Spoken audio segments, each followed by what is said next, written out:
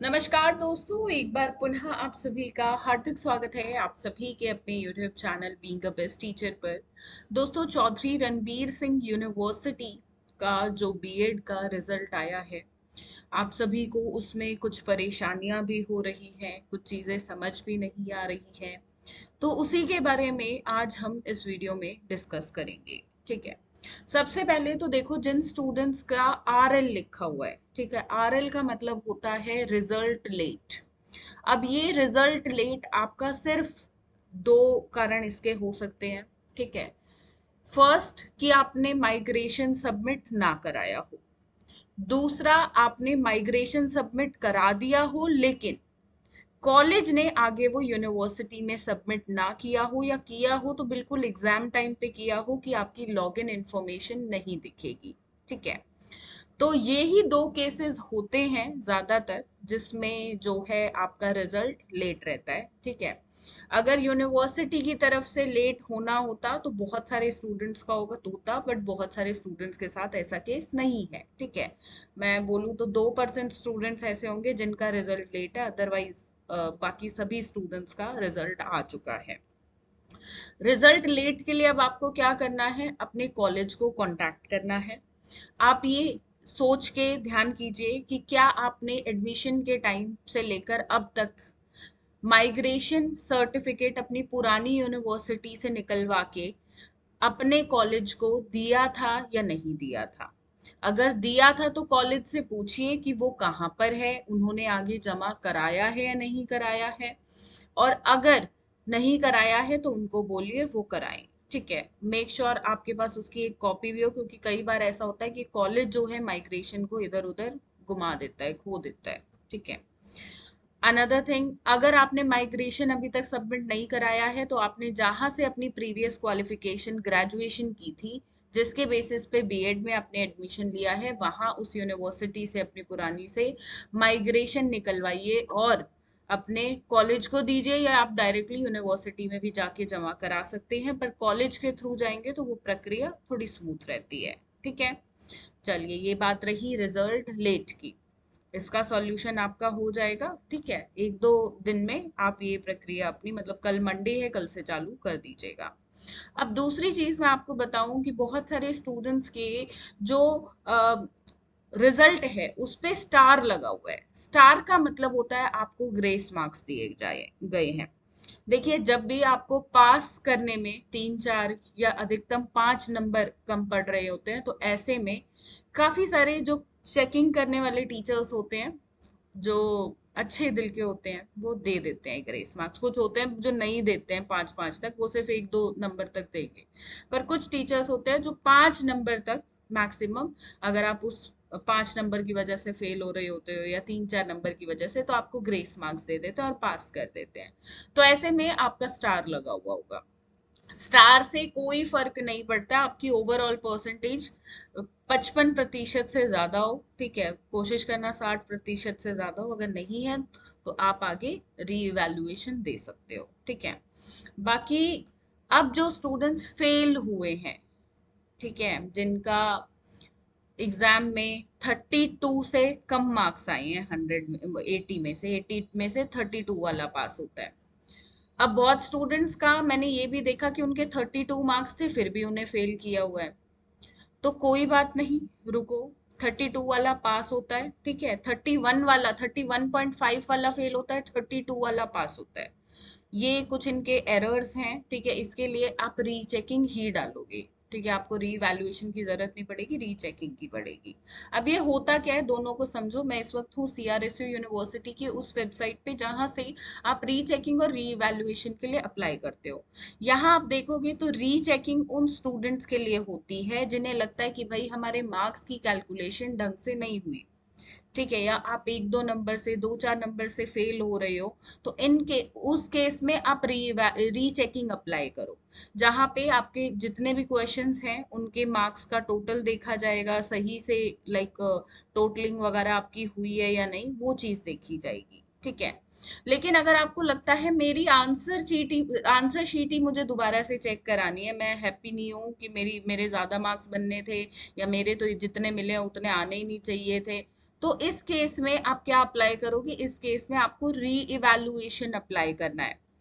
ये होता है कि यहाँ पे आप अपनी पूरी आंसर शीट्स को दोबारा से चेक करवाना चाहते हो, ठीक है, जैसे अभी चेक हुई है उसी तरीके से दोबारा चेक होगी।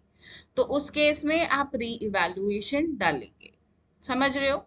तो रीचेकिंग और री इवैल्यूएशन दोनों का ही अपना अपना योगदान रहता है, आपको जो ठीक लगता है उस हिसाब से आगे अप्लाई करना, गलत चीज को अप्लाई मत कर देना, जिसकी जरूरत लगे उसी को करना।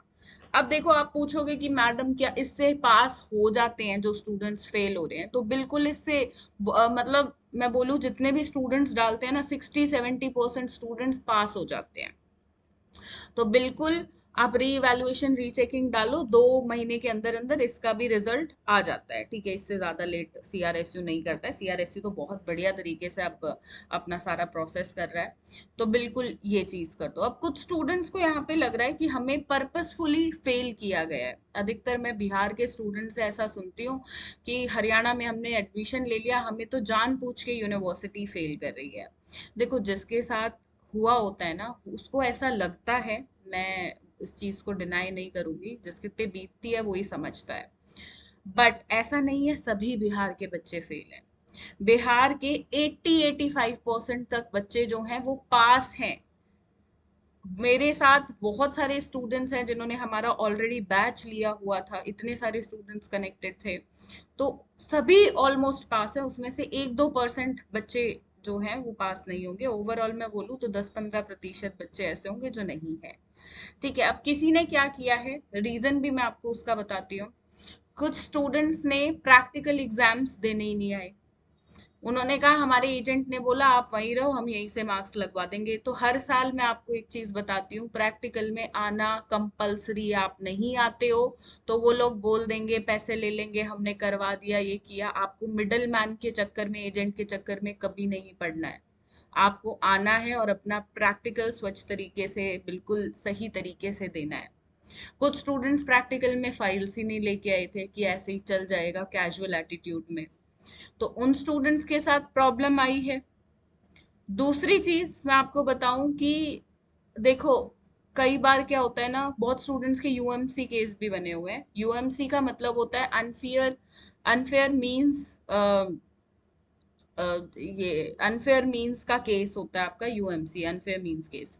तो इसमें आपके आसपास किसी ने चिट फेंक दी हो, ठीक है, या आप खुद ही चीटिंग करते हुए पकड़े गए हो, आपके आगे पीछे वालों की वजह से आप फंस गए हो, ठीक है, हो सकता है उन्होंने आपको नई शीट भी दे दी हो या आगे पेपर कंटिन्यू करने दिया हो, पर उन्होंने केस बना लिया था। अब ऐसे में आप यूएमसी में फंस जाते हो, ठीक है।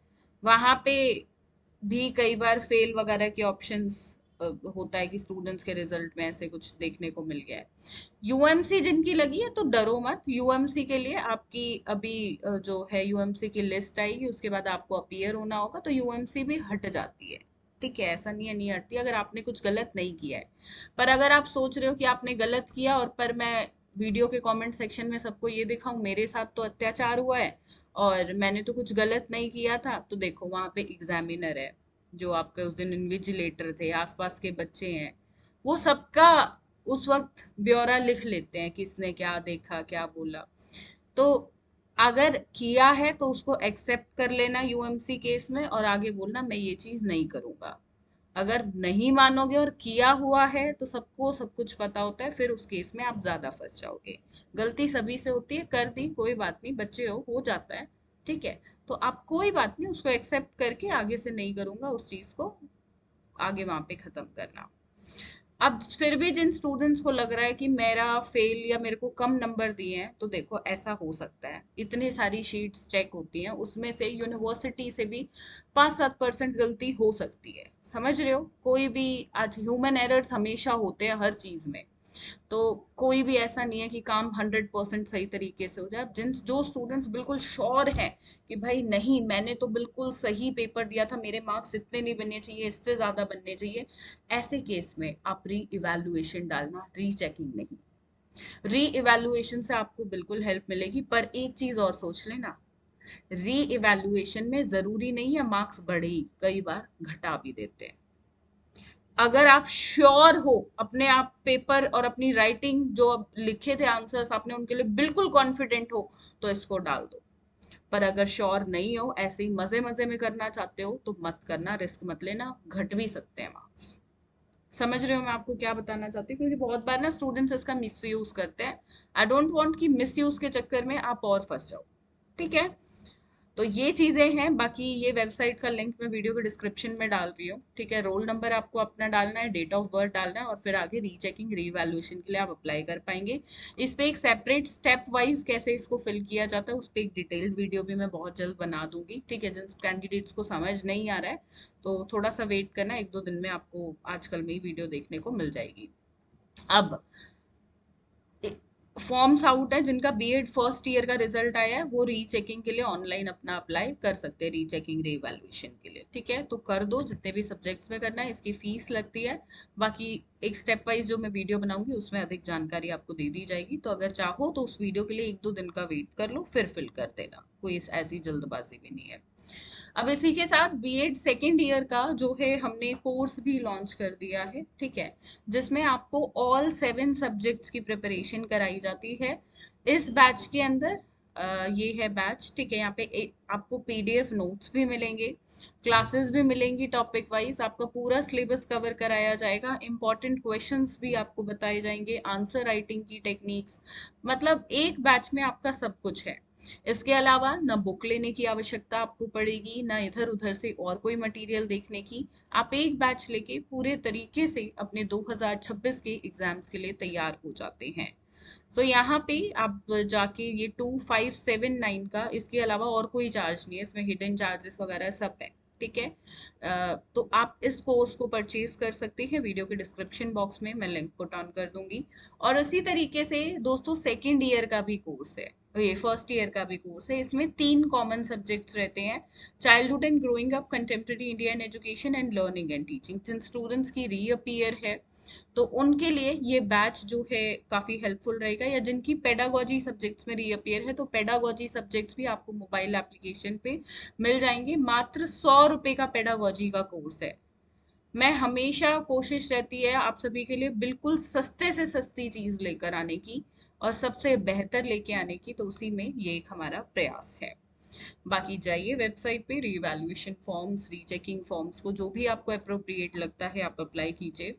अब अगर आप कंफ्यूज हैं कि दोनों में से कौन सा फिल किया जाए तो मैं हमेशा आप सभी को एडवाइस करूंगी री इवैल्यूएशन। थोड़े से पैसे ज्यादा लगते हैं बट यहाँ से आपको ज्यादा अच्छा सॉल्यूशन मिलता है रीचेकिंग से। तो री इवैल्यूएशन मेरी साइड से सजेस्टेड रहेगा अगर आप दोनों में कंफ्यूज हैं तो। ठीक है, और कोई डाउट हो तो वीडियो के कमेंट सेक्शन में लिखकर पूछ लीजिएगा। आज के इस वीडियो के लिए मुझे इजाजत दीजिए, बाकी नेक्स्ट वीडियो में स्टेप वाइज कैसे री इवैल्यूएशन रीचेकिंग को फिल किया जाता है उस पर एक सेपरेट वीडियो आपको बहुत जल्द चैनल पे मिल जाएगी। मेक श्योर आप चैनल को सब्सक्राइब करके बेल आइकन पे ऑल पे हिट करें और मोबाइल एप्लीकेशन को अपने फोन में जरूर डाउनलोड कर लीजिएगा। धन्यवाद, जय हिंद।